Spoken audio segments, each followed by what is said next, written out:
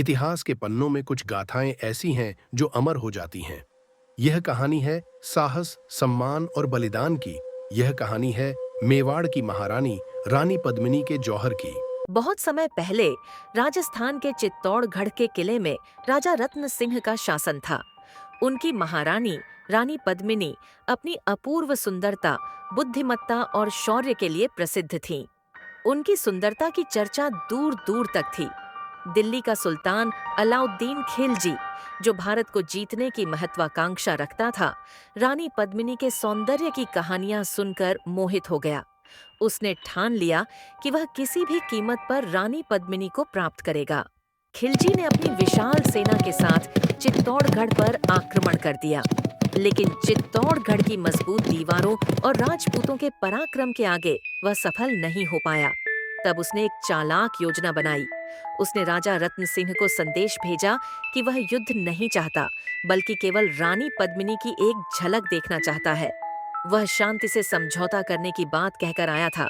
राजा रत्न सिंह के सभासद इस पर असमंजस में पड़ गए, लेकिन यह तय हुआ कि रानी पद्मिनी स्वयं सामने न आकर एक दर्पण में अपनी छवि दिखाएंगी।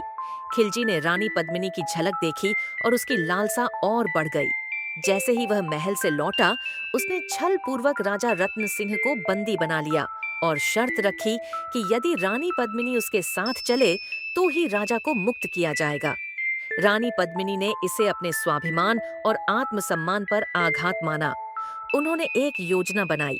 उन्होंने खिलजी को संदेश भेजा कि वह राजा रत्न सिंह को मुक्त करने के लिए तैयार है, लेकिन इसके लिए उनकी दासियों को भी साथ जाने दिया जाए।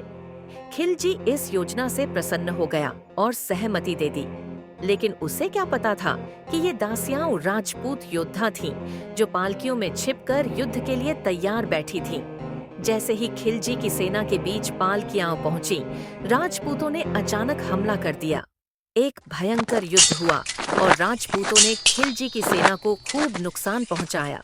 लेकिन दुर्भाग्यवश राजा रत्न सिंह युद्ध में वीरगति को प्राप्त हो गए। अब रानी पद्मिनी और चित्तौड़ की अन्य राजपूत महिलाओं के सामने सिर्फ दो ही विकल्प थे।